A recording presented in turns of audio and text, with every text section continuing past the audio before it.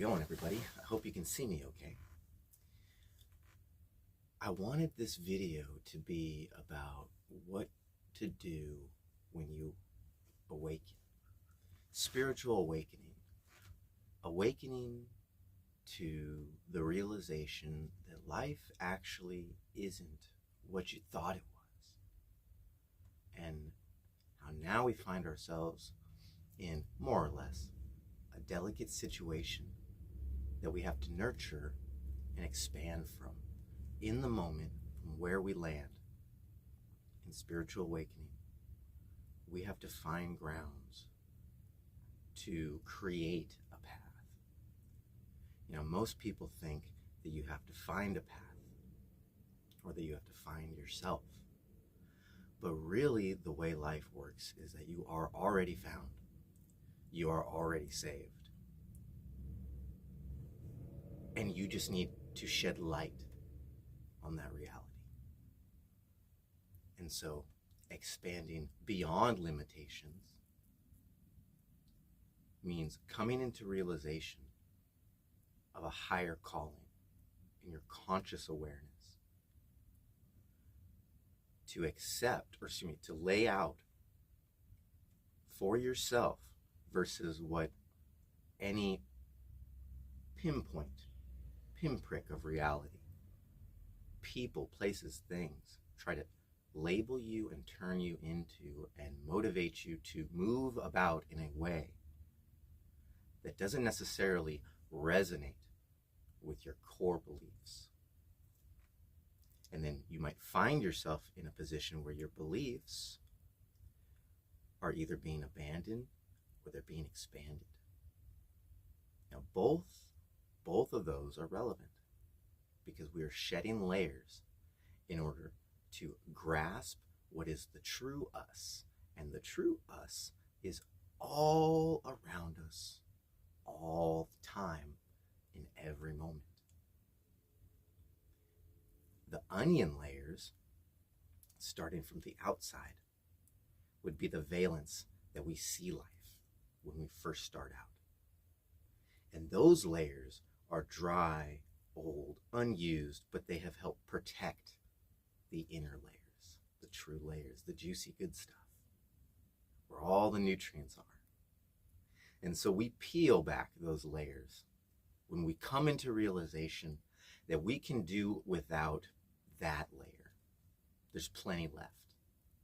In fact, as a person, since we're not onion or vegetable, we have infinite layers, and that is dimensionality. That is where your dimensional perception come into play. Now, you're going to receive some recommendations from me on this channel, The Watcher's Alchemy. My name's Ryan, but it is not the end-all, say-all to spirituality. But I have found my specific path to resonate with specific details that are personal to me. And I understand a bit about the law of correspondence internally.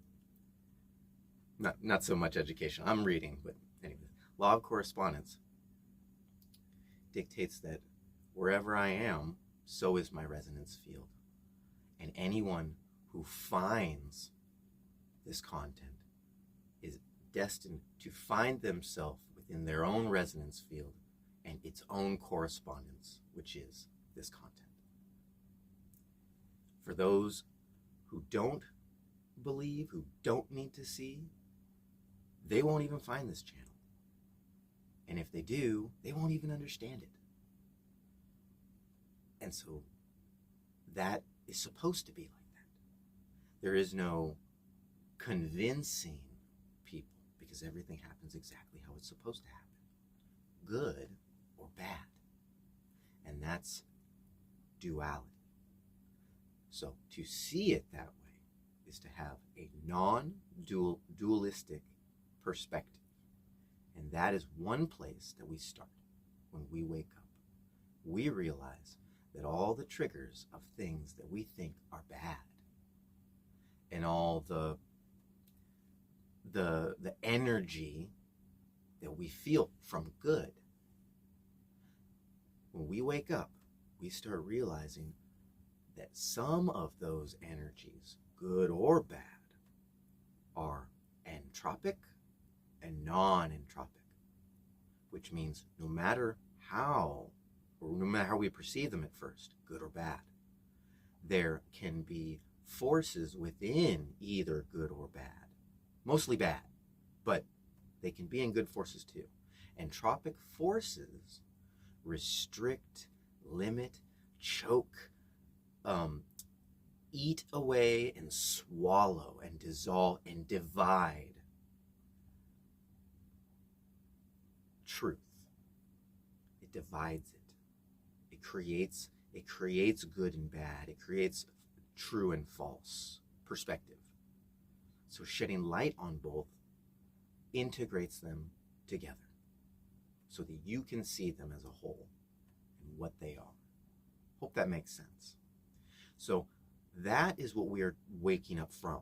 We are waking up from fourth dimensional duality. In our age, every age that has come before us has woken up to different aspects of life at different times, because in the past, humans have experienced cataclysm, and so we have been decimated. And life, which comes to the next step, life is an echo. Okay, so you go into a cave and you call out and you hear your voice being echoed, and the reality of it, how you feel sonically to your senses, emotionally, you are expecting to hear your voice, and you do, but there are other tones and other frequencies and switches in that same echo that interact with your emotional body, and it almost tricks your mind into kind of thinking for a split second, oh, it almost sounds like somebody else or something else. Now, that is a perfect example of how life emanates into being. Every single moment, everything throughout history is an echo, and it is constantly calling out. But in actual reality, the way reality works is this echo is physical reality, and it is intelligent, and it is consisting of systems and grids and mathematics come to life that you cannot see. And that is where we start to understand fourth dimensional perception. Everything, every atom is involved in a sequence of events leading up to an intelligent moment in time where your conscious awareness can perceive it.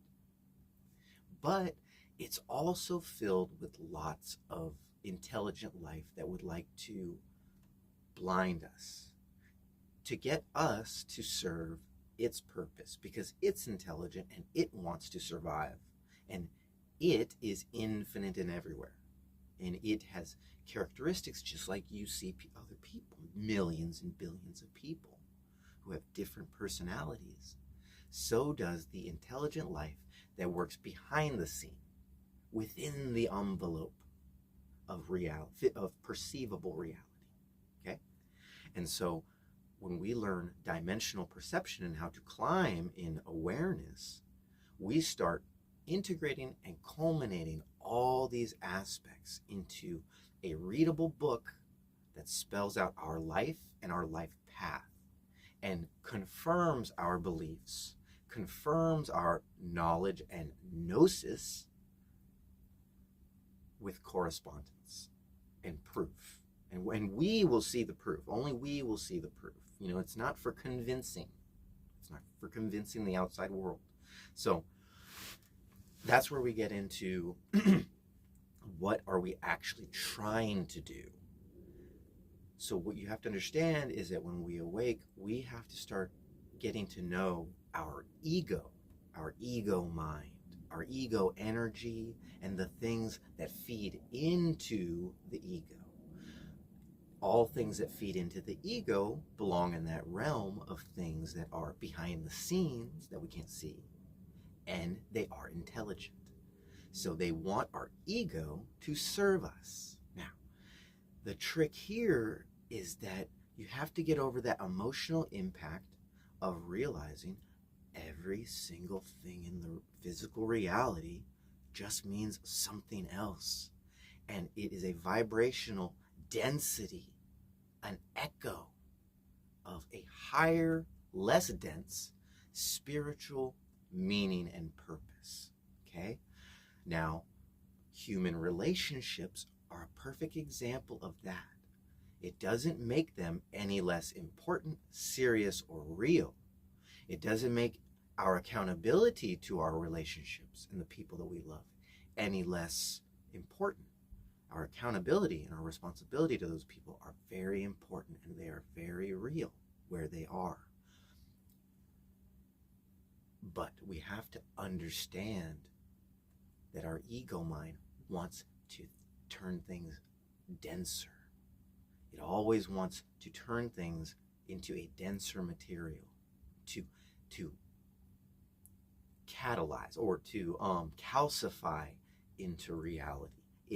But our mind, everything in it, it's not just the brain, it's not just the body. The mind has many, many infinite components that exist outside of the body. Okay, they are less dense. So the ego is trying to turn everything in reality into its own personal plaything, basically. But our bodies and our purpose is a vessel for higher awareness, higher, less dense, more purposeful energy is a way to say it. And so one of the first things when I was thinking about making this video I wanted to mention was one of the first divisions in human history or human experience is language. So if you cannot understand what I'm actually talking about, what I'm actually getting at, it's because everything is coded in language. It's not going to be possible for me to express actual truth to you in a way you'll actually understand unless I, pull out a book and highlight some cues and put it up on the screen and study it and get you to realize everybody's coming from different points of view in life. Everybody's coming from different beliefs. And so in history, whether it's biblically or just in common sense, here in the moment now, our first division is language. So understanding terminology and to not let language confuse the mind in the learning process is an extreme importance. And one of the very, very first things that you should start taking seriously in a spiritual awakening, because it can be very easy to watch a video, loose video like this, just sort of intuitively coming out and channeling truth. And hearing a word, it confusing you, giving that, kind of feeling all of a sudden, and you sort of just, it's sort of benign and you pass it by. In actual practice, what we want to do is have a journal and we want to write those words down. If there's a word that confuses you, definitely don't pass it by. Write it down, sound it out if it's not spelled out on the screen. If someone misses it, doesn't matter what video you're watching or what book you're reading. You want to have a source to define words and have multiple definitions and find out as much as you can about that word that confused you, going all the way back in history as you possibly can, so that you eliminate all the confusion. This is one of the very first things that was ever taught to me when I was a child, when I was learning how to integrate the mind, is to never let a word, when you are learning higher conscious awareness, never let a word confuse you.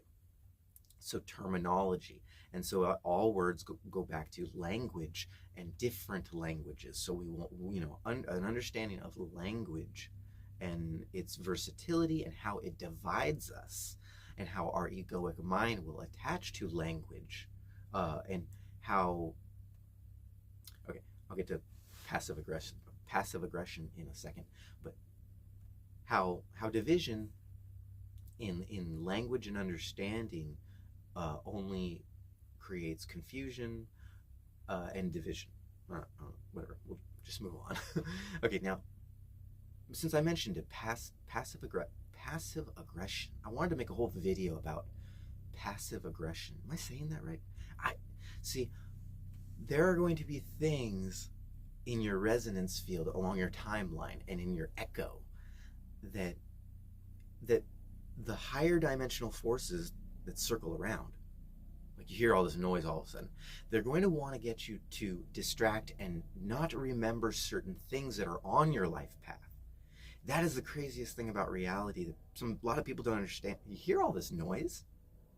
This is what I'm talking about. This is what I try to hint at in my videos, is that when your life path holds certain principles that these higher dimensional forces or lower dimensional forces don't want you to come into realization about. They don't want you to speak the truth, and they don't want your audience to understand. I'm sure Plato and all these people had to deal with the Socrates standing there in those pillars and trying to talk to students and stuff.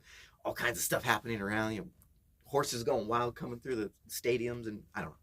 Anyways, birds coming down, swooping by, and being like, "Did anybody see that?" Oh. Anyways, distractions happen. Okay, so what was I talking about? Okay, so I was talking about this thing that, passive aggression. That is one of the things along my life path that always pops up every now and then, like a mysterious devil and a demon comes to confront me, and it's this passive aggression. It's like, why are you being passively aggressive to me? I'm an open, expanded person. And so passive aggression, PA, we'll just call it PA. PA is like an enemy, to the awakened, because we know that we want to admit our faults, and we want to be able to see them so that we can eliminate them as faults, and so that they can shine in a light that inspires other people rather than deflects them and distorts, a peaceful coexistence, a reality. So passive aggression is one of those topics where you want to be able to smash it out, but you don't want to attack it in an aggressive, violent, overt way. We want to try to avoid that.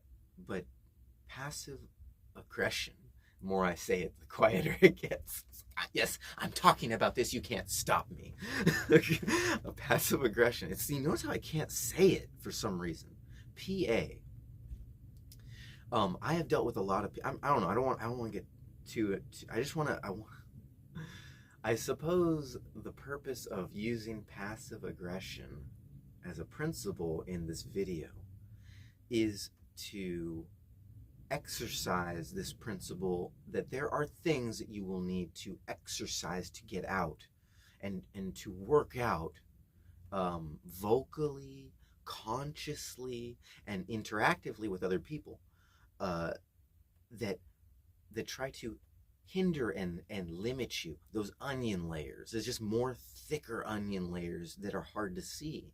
But the reason why they're hard to see is because your awareness is constantly being diverted around by energetic distractions that manifest themselves into physical reality.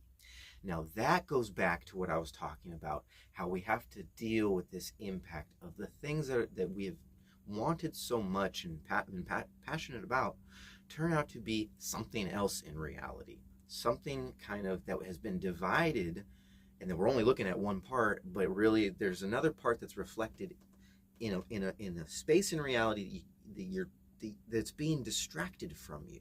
Your ego mind stands in the way. It's holding this information. We call all this the subconscious.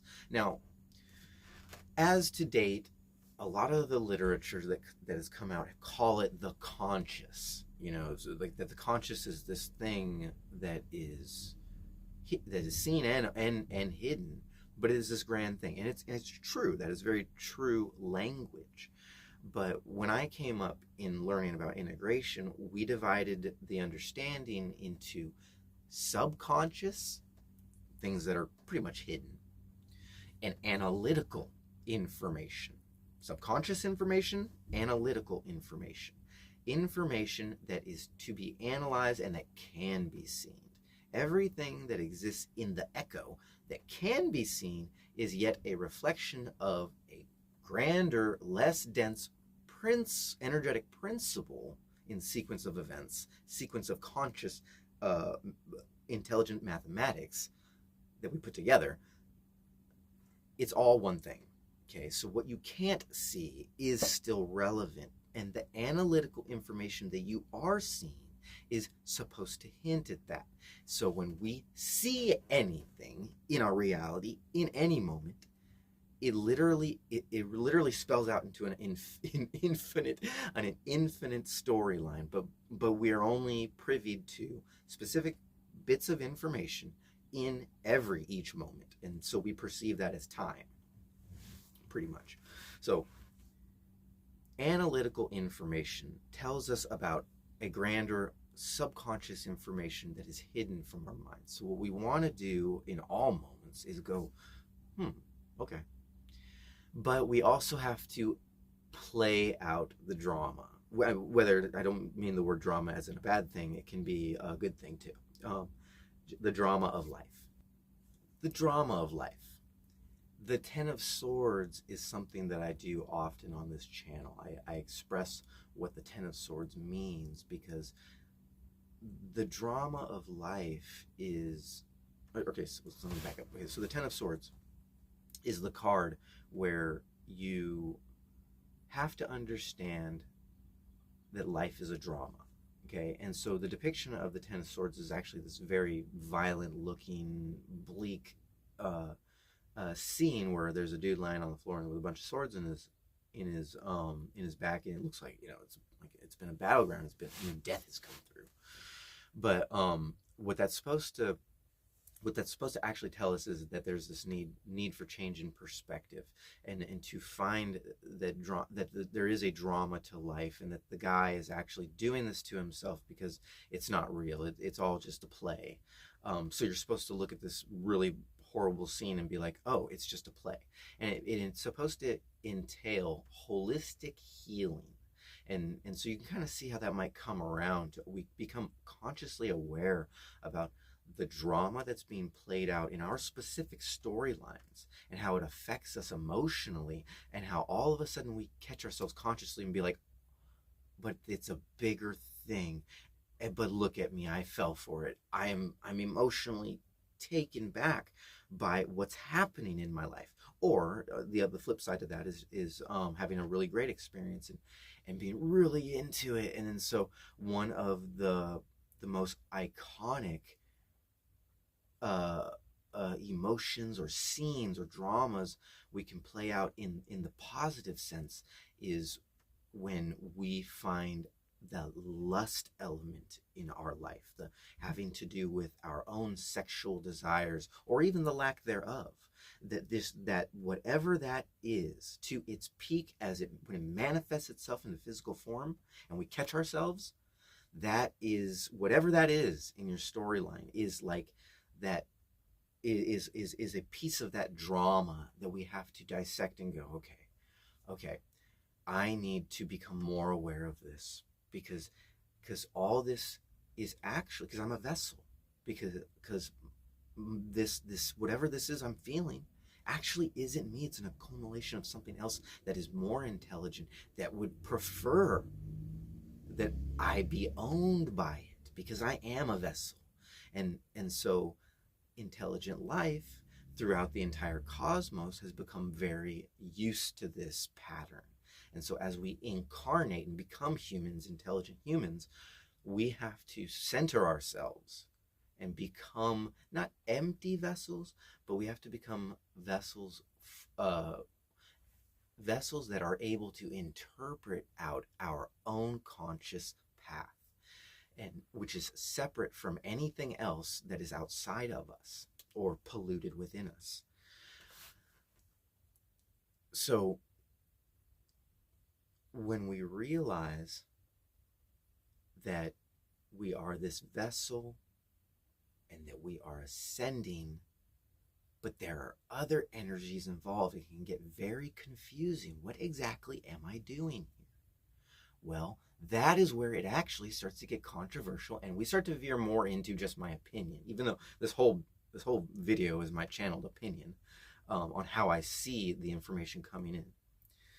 But what we have to realize is that everything is trying to ascend. There is no right or wrong. There is no difference between angel and demon, God and devil. It all came from one thing, and it's all trying to go back to one thing. But the avenue in which to do so is the human experience.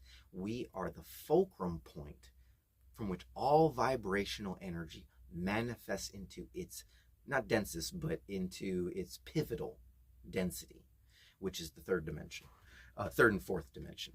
We are here, we are vessels, and everything is trying to ascend with us. So when you start to, I licked the lips. Don't want to lick my lips. That's why I put the oil on my lips. Anyways, so what we want to do is we want to discern energies along our own life path. But you notice how everybody seems to be doing something different, and then a bunch of people are always doing something that we would rather not the world do, right? And then we call that evil. So, but the fourth dimensional principles of life know that we're being divided, that the spectrum of vibration and light is actually being tethered, apart, so that we can bring them back together. Not that we have to act upon the evils that we perceive. It's that there are intelligent energies that we would perceive as evil, and they're trying to come along for the ride. So along our own life path is where we find and discern what is different. And so other people's opinions will come in where something you are doing is wrong. And that's why people try to be the best example of a human being, without the humility and the modesty, without the truth of light coming out and shining back from within like a mirror. They're just trying to cling on to all the good parts and what everybody else interprets as good, and they're just like, okay, that's me. But they're really struggling, and you can and eventually people show that, and that's why people become famous and then fade out of light, and we see them later on in this modern age. We can see them later on, like, wow, how'd that person become so low in their life? They were an icon before. It's meant to show us something. It's meant to show us the internal road, that it's all different. It's multicolored. And so we can be easily tricked into thinking that the things that reflect on the outside aren't things that are actually inside. We can easily be blinded by them, and so, but we have to take it very, not seriously, but when consciousness reaches out to you and shows you something, when you awaken, you start to realize it has certain kind of characteristics and qualities to it. When an intelligence outside of, not necessarily outside of yourself, but that reflects from the inside to the third dimension. We do things. Third and fourth dimension, we do things. One of the things we do is we look off into space, and we don't focus in on what we're looking at. But when we do this subconsciously, there is an intelligent energy that is there, standing there, or its presence is there, and it is manifesting in synchronicity with what's in the third dimension. So you could be looking, like, you've been looking off into space, and then you focused and realized you were looking at somebody. That has specific meaning for every time that happens. And all the blinders, the metaphysical valences that try to distract us, the way you can tell that they exist is it reacts with our emotional body and our mind by tricking us into thinking, oh, this is awkward, that person's going to think I was staring at them.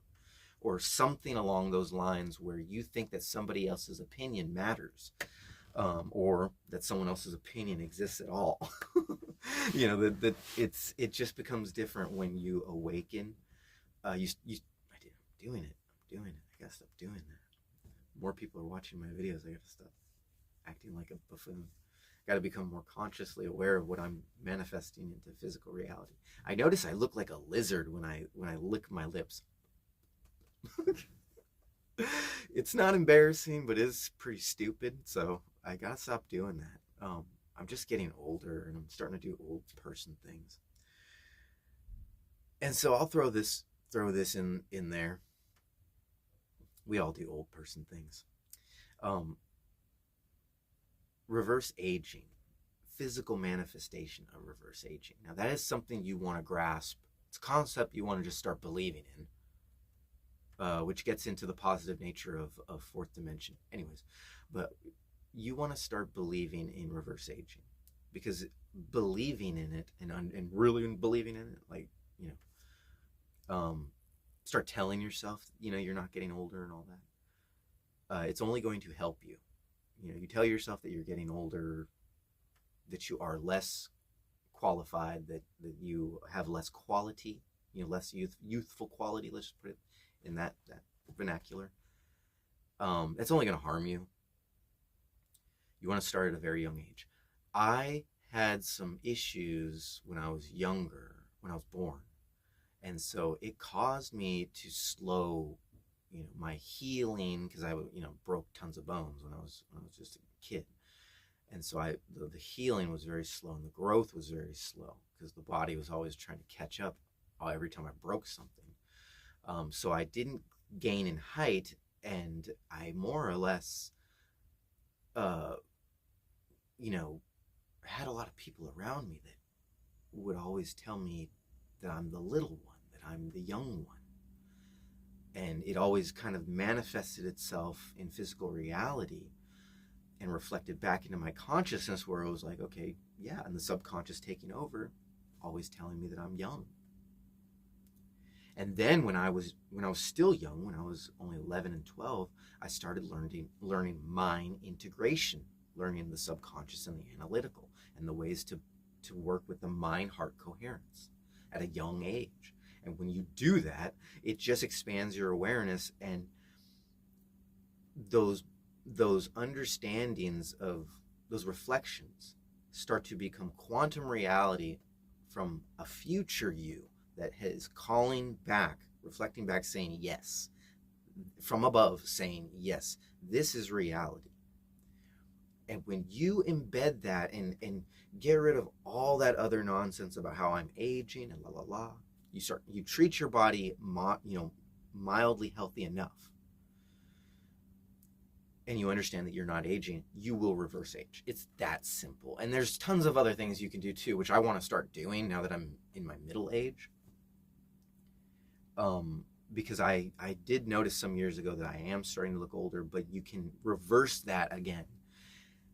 And another way to do that is to learn how to work with theurgy, moving energy, expanding energy. It's that imagination realm come to life that you can feel and nobody else can feel, and you want to do in a safe spot where you're not insulting people's reality and making them feel weird, making you look like a weirdo in reality. But there's a bridge to cross there too, where you see people acting all strange in reality, expressing art. That there's another realm that expands your awareness even more, and which is why I do these videos. So learning how to work with energy will also help you synthesize, help you balance your energy centers. We're working with energy, learning how to take in, from where to take energy in, where not to take energy in, and from where to expand and where not to expand your energy, how not to expand your energy. We'll get into that some other day. But when you clarify all that, because life is just clarifying, when you clarify all that, you start to, you're literally clarifying the cells in the DNA in your body, and over all the things that you do, all the methods, all the principles that you can read about in books. This is the basic rundown. You're clarifying everything like a positive radiation, and so you that literally affects the physical nature of your tissue and your cells and everything, and you start to reverse age. One thing I want to get into soon, just like I got into the essential oils, which I recommend everybody do now that I understand exactly what they do. You want to get into mushroom if you can. I suppose, I don't know if some people are allergic. You want to get into those mushroom supplements, the good ones. And so what I'm going to try, hang on one second. What I'm going to try is, did I write it down? It's called Norton's. Did I say that right? Did I even write it down? 1 second. Try. No, that's lotus lion's mane. Mushroom microdose. 1 second. 1 second. Microdose. I guess I researched it after I actually was writing it down, but mushroom supplements that have the if I'm saying this right, reishi, lion's mane, and cordyceps. Okay. Now what that will do to an already awakened mind, it doesn't even matter if you're awakened, it's going to do something great. But getting involved and adding that to your regimen, or adding that to my regimen, I should say, is I can tell that it's going to expand me into the next level, and it'll probably even improve my performance on these intuitive videos that are unscripted. Please hit the like button. Help make this content more available to awakening souls. The reason why I'm actually putting this video out is because on my YouTube feed, I started seeing highlights of videos coming out to opinions that I trust, saying that the awakening is now, and that happens like every year. The awakening is now. There are more times out of the year when the onion layers are easier to peel away, and the richness of life, I guess you can say, starts to get spelled out to our individual stories. And every year this happens around different times, and then every month there's probably a highlighted time where it will happen, where these gateways and portals open up, where you can level up. Leveling up would be interpreted as the quickening, which once you awaken, you're really trying to get to, because we have to deal with something called shadow work. Now, your awakening can go one of two ways. Ultimately, it needs to be a balance, but it can be very dramatic, as in a traumatic experience can have happened, and you have to be very gentle with yourself. Your story is very sensitive, and you can have some people currently in your life that are making this really hard on you, and it's not fair. Now, with that, you have to kind of nurture yourself through and get out of that mind frame that you're a victim. In the awakening process, you have to get out of that victim mentality. It's the only healthy way to battle through it. So yes, things are sensitive and you have this membrane, but you're nurturing that membrane so that you are less sensitive, and you can peel back the onion layers to get to what's in. It's a reverse onion in some aspects. Anyways, it just depends on how you look at it. But then there can be a very vitalizing, energetic momentum and very positive nature to your spiritual awakening, and that is also something you want to nurture. It's the same thing. It's just the reverse way of the onion, because we can hit a wall in our positive frame of mind. What we're projecting, our ego, and what we would like life to be like, what we would really like it to be like, isn't always that way. So we got to be very careful, and it can manifest that reality, that impact, in ways that can steer us in very harmful ways, or it can steer us off our path from just scaring us, boring us to death.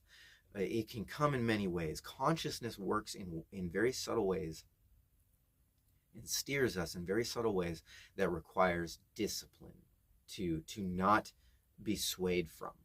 Discipline is another principle that I would highlight as a person going through an awakening. if you want to find that path and connect with that higher dimensionality and that angel or God or whoever you want that to be up there, it doesn't matter. It's all you. You're on the path. You're the vessel. You're tethered to the rope. So if you want that, you have to be able to mediate those dualistic forces that are guiding you on your path. Okay, so one good example is the twin flame. The twin flame, a lot of people who awaken, they're experiencing a lot of prolonged trauma from PTSD. You might relate with this PTSD and being alone with nobody to relate to and only having people that impact you in negative ways. It just creates this prolonged trauma, and you're trying to peel back that onion layer, but it keeps introducing itself in other ways that are maybe not so subtle. And so what's behind that is the subtle nature of fourth dimension, trying to get you to group back into what's comfortable for you, which is whatever you're experiencing when you started to awaken. When you started to awaken, you started realizing that your mind and your emotions are being subject to battery and being subject to kind of this complacent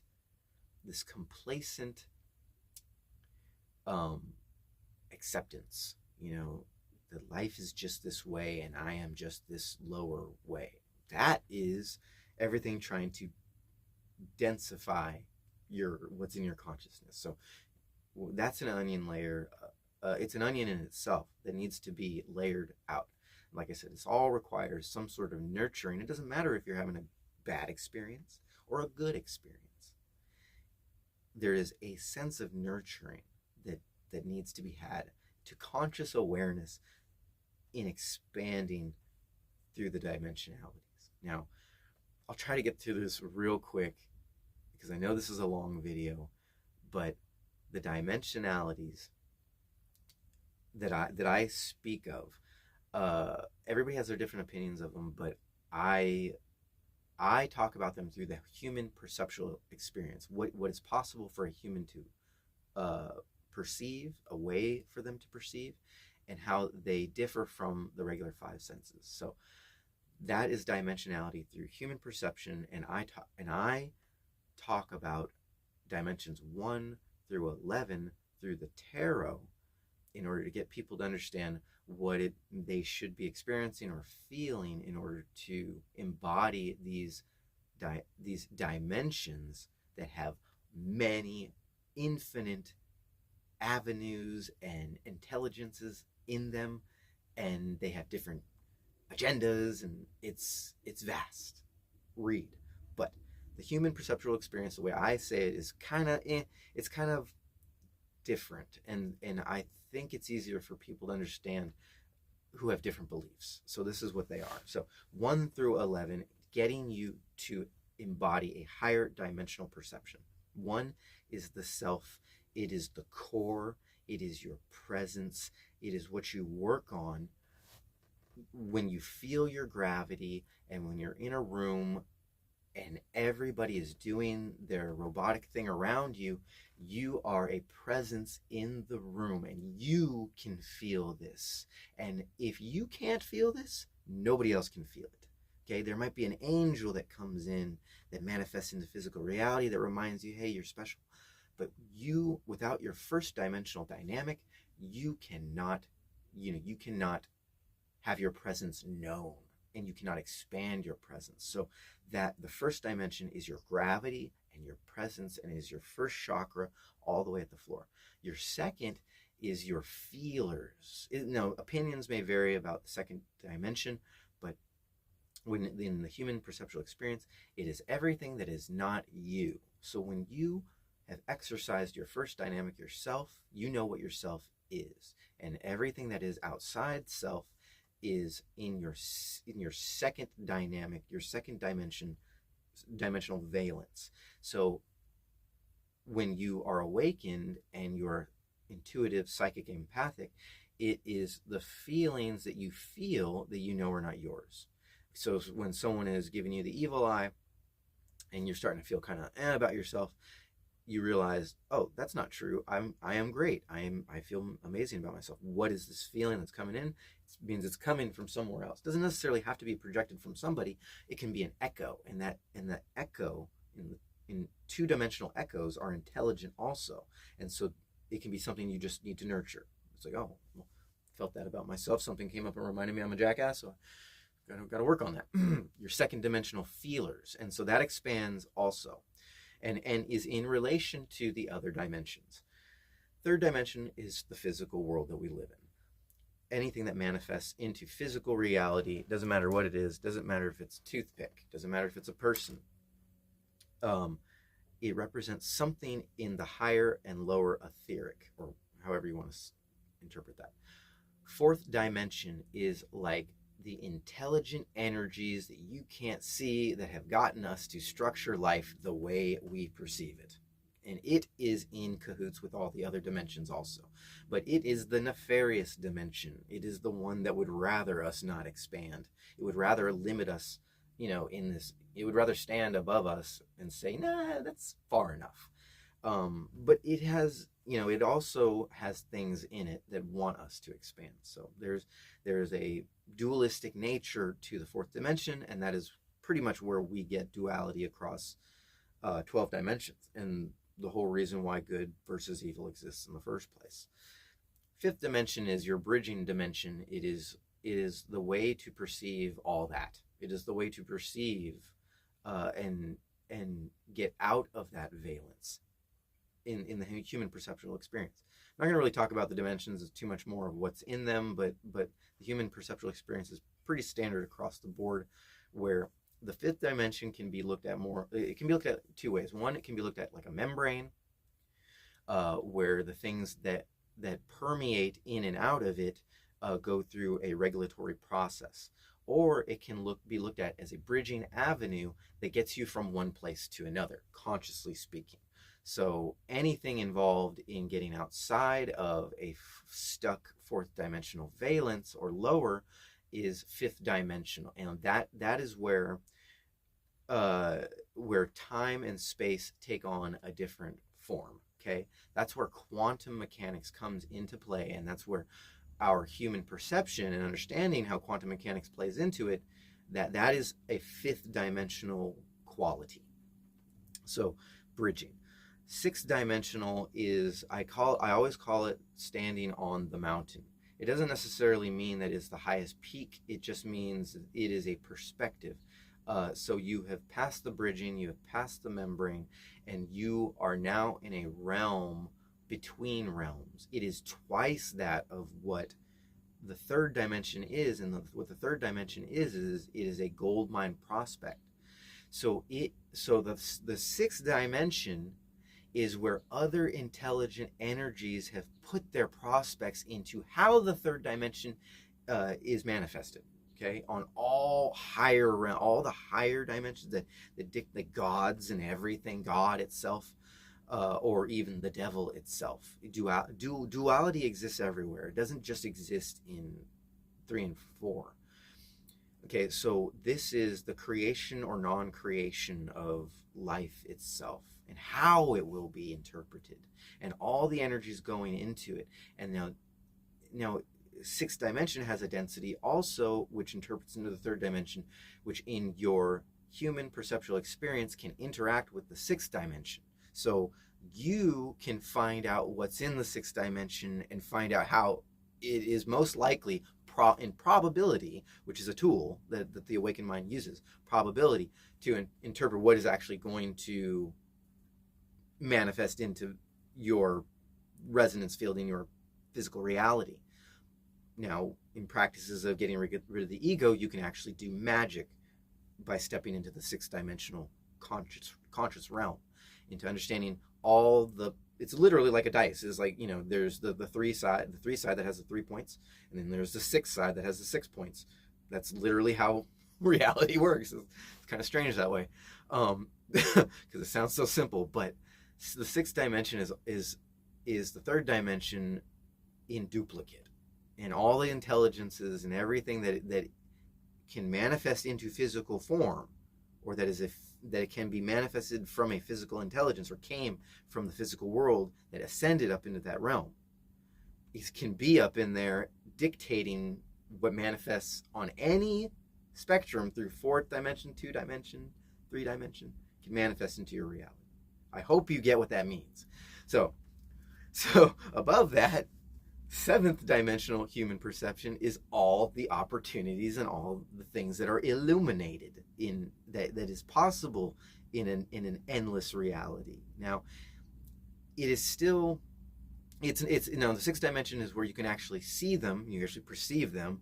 The seventh dimension is where it's a little bit more teaser, a little bit more teaser quality, and this is where your ego really needs to be in check, because your ego is to really, really understand the depths of your ego, you have to allow the seventh dimension to permeate your human experience in its negative and positive ways, in the controlled way if you can.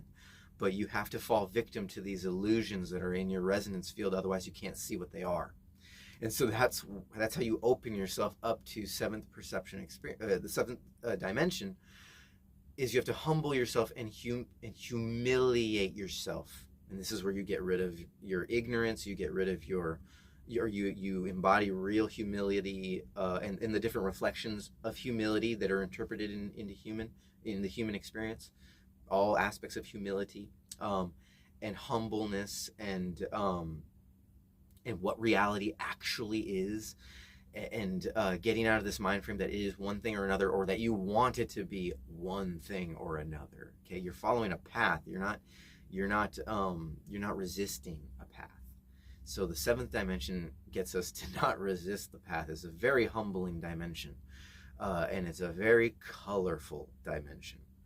So that is it. It consists of intelligent life that is under certain rule of law by the eighth dimension, or the rule of law to the etheric, and that the eighth dimension is where all the gods are. Is where all the higher ascended beings that have a play in the cosmos, that are in co-creation. It is where Yahweh is. And it is twice that what the fourth dimension is. And so I don't even have to explain too much about that. You can learn that from somebody else. The eighth dimensional experience is God. Now, fourth dimension and eighth dimension have similar qualities in the human experience, to where you exercise them through faith. And that is why it's important to have not religion, but faith. I mean, you can have religion. There's nothing wrong with that. I didn't mean to make that sound like religion's a bad thing, but religion can have good and bad qualities. So take it as you will. Take it as it resonates. We need to have faith as human beings in our path, in the divine calling, whatever that is. Just understand whatever you're attaching to, you're bringing with you as you ascend. And that is ascending with you along your path. And if you can't shake it, that means it has purpose along your path through all the dimensions. And you have to figure out why. You have to figure out what your permissions are. Anyways, but eighth dimension is where gods are, where the God is. And so that permeates down to denser dimensions. 9 is the step above God to understand God, and that is to have a spiritual completion. Okay, we'll get into real static completion, but spiritual completion, or spiritual integrity, is where you're no longer fooled by the dynamics of life, and you can be settled in how your path is. Life can create itself, or you can be in creation with it. It is sort of like a purgatory, but it should be more. It has different qualities to it. It can have a negative purgatory. It can have a positive purgatory to it. It is a walk in the garden, and letting things grow type of feeling. And it is that first place where you understand now, where you allow yourself to be as spiritual, or in whatever spiritual direction you choose to be in your sovereignty. That is your right. The ninth dimension is how we practice, or excuse me, that is how we practice ninth dimensional perception, is to be satisfied in our creation, our co-creation with life. Now, the static completion is the 10th dimension. That is all things happening at one time. But this is a okay, so the dimensions get harder to explain, obviously, because we are not so much opened enough to them to explain them, to where they've had enough literature written about them, to where there's enough information being able to be channeled. So that's why I stopped trying to pretend that I know what's going on above 11. So 10 and 11 are where I stop trying to tell you what's in them and try to get you to understand how to open up to them. So 10 is a static completion. In the human perceptual experience, it is where no matter what, all information coming in, you still have a sovereignty that is in co-creation above 9 dimensions. So this static completion means that you do not need one thing or another for it to be there. Your presence, that going back in the first dimension, is creating this completion. And so this emanating vibration of completion draws things in that are compatible with it more fluidly. It is open to less denser information that exists out there in the etheric, and that will manifest into physical reality, understanding everything that we've talked about going up the chain. 11th dimension, dimensional perception, is the intuitive dimension, where you are taking that completion presence and you are moving it through the etheric, moving it through space and time, picking and choosing what you want, but it is more of a feeling of meeting up with. See, we take away the attachment, and what you have destiny. You are all of a sudden complete in your presence, and you're meeting up with all these things that just so happen to be in your best interest.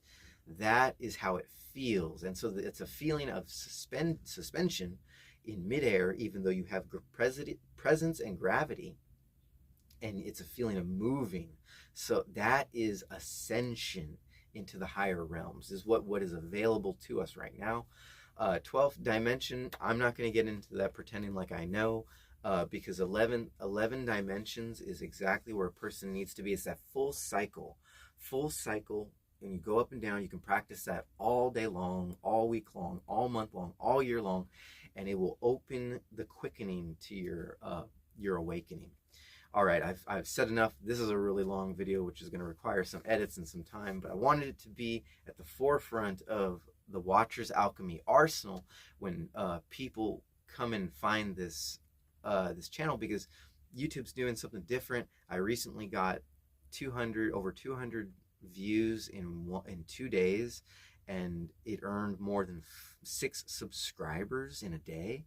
And so I understand that the information, the channel, is wanted. So please, once again, help to perpetuate this new change, this new era, by hitting the thumbs up, subscribing if you're not subscribed, and commenting down below what you feel, how you feel about the awakening experience, or what you got out of this video. And I'll hit you back up with the next one next time. My name's Ryan. This is the Watcher's Alchemy. Catch you next time.